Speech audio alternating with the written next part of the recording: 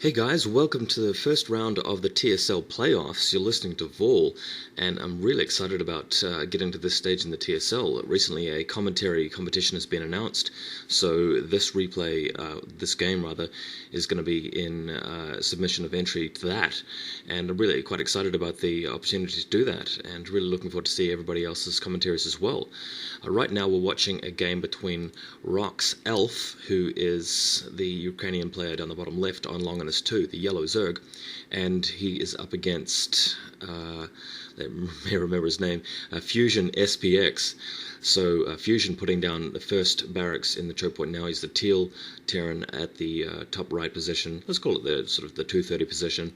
And remember, the map is Longinus II. We've got ALF just doing the extractor trick there before moving his drone out to scout. So yeah, Terran versus Zerg on Longinus II. Really looking forward to this. Each round of this particular playoff involves Longinus as the first map, and then it goes on to Blue Storm and Zodiac as the second two maps. So I'll be commenting on the next two or possibly three games, depending on how it goes. It's best of three. So the player that wins the best of three here will go around to the next round of playoffs. This current playoff stage is between the group of players that made the top 48 but not the top 16. So the ones that come out best from this stage will actually go on to face the people that made it to the top 16 of the TSL qualifying stage, if I understand the system correctly. And now we've got fuSion putting down a barracks in the choke, just getting ready to seal it off completely and go for a quick command center, I think, or possibly sometimes you see Terran players just do this to fake the quick expansion and go for some kind of rush, and that can be very effective, but it does look like he's putting down a command center. I really like this this fast command to center style, because he hasn't actually put down a second depot yet, supply depot, and usually what you see is two supply depots and then command center, but he's actually putting it down really quick. Oh my god, that SCV just put down the supply depot just in time in the choke, so that drone from ALF didn't arrive in time to block it, and this is perfect timing because he's about 16 supply now. He's at the point where he really wants to get that second depot up. The command center is not going to finish it in time to expand his supply count.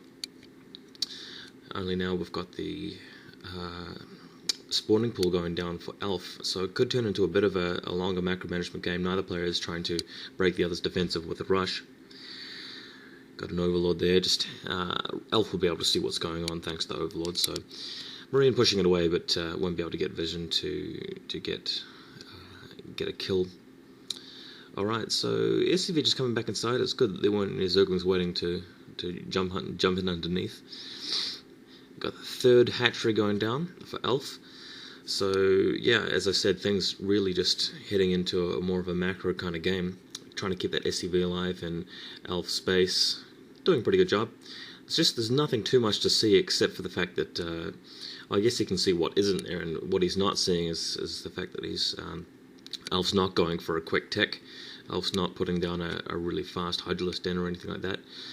ALF is not building a lot of Zerglings, so fuSion will know this, and fuSion will really be able to sort of get away with whatever he intends to do in terms of his tech, and it looks like we've got a very quick factory going down, so this is quite interesting. He might be going for a mechanical build with a lot of tanks and Goliaths, but he may also just be building a couple of vultures from that factory before going straight into double starports, and we see that sometimes from Terran players that really like to do things which their opponents won't expect, and it can be effective. Another drone going out now, so because ALF knows that fuSion is not going to be rushing him, he may be putting down a fourth hatchery at an expansion location very quickly, and that is actually an effective way to go if you're a Zerg player and you know you can get away with it.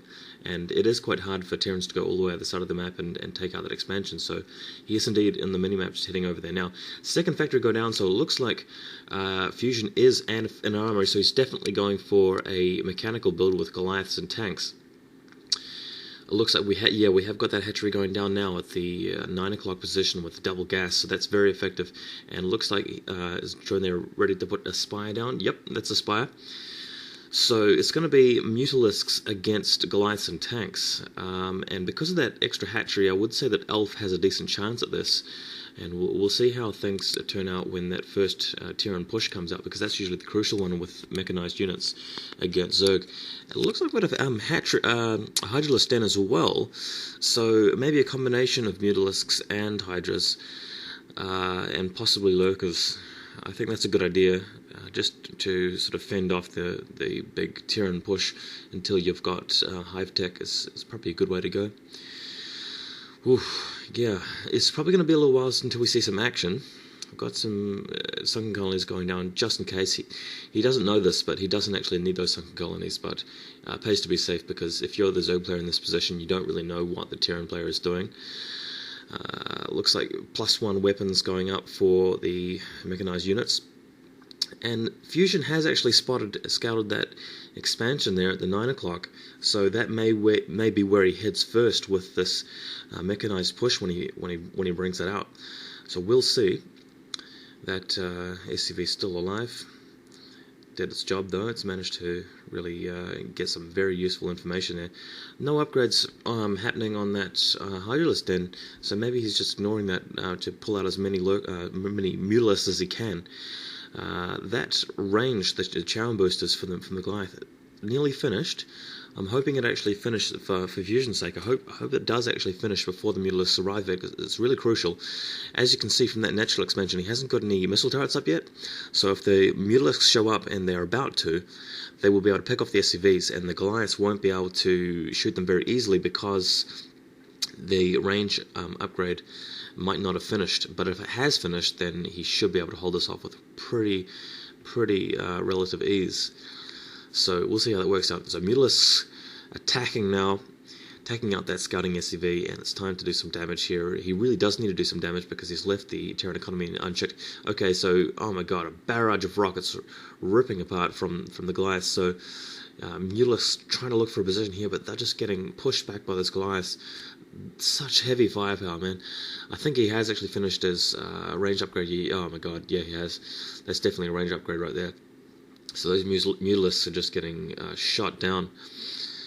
Very effective defense there by fuSion. So RoX.ALF is going to have to think of something else to do here. It's coming in on the other side, but it's going to be very easy for fuSion to bring those Goliaths back and just shoot down some more Mutalisks.